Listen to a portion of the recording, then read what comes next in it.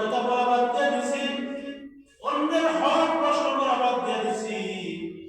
আমি আস্তে আস্তে যত ধরনের গুনাহ আছে ওই সব ধরনের গুনাহ আমি বাদ দিয়ে দিছি।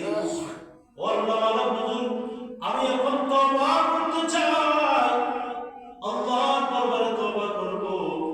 আজ থেকে আপনার হাতে হাত রেখে আমি তওবা করলাম, আর কখনো আমি গুনাহ করব না।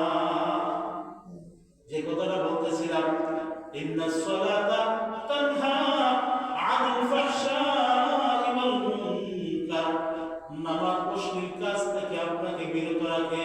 এখন প্রশ্ন আসতে পারে, হুজুর, ওই ব্যক্তি নামাজ পড়ে আবার জমিনের আইন ঢেলে, ওই ব্যক্তি নামাজ পড়ে অন্যের বাগান থেকে সবজিও চুরি করে, ওই ব্যক্তি নামাজ আদায় করে অন্যের বাড়িতে চুরি করে ডাকাতি করে, ওই ব্যক্তি নামাজ আদায় করে আবার মিথ্যা কথা বলে, ওই ব্যক্তি নামাজ আদায় করে আবার যত ধরনের গুনাহের কাজ আছে সবগুলা করে। তাইলে আপনি যে বললেন কোরআনে কারীমের ভাষ্য অনুযায়ী ইন্নাস সালাতা তানহা আনিল ফাহশাই ওয়াল মুনকার, নামাজ অশ্লীল কাজ থেকে গুনাহের কাজ থেকে বিরত রাখে। তাইলে কেমনে নামাজ গুনাহের কাজ থেকে বিরত রাখলো?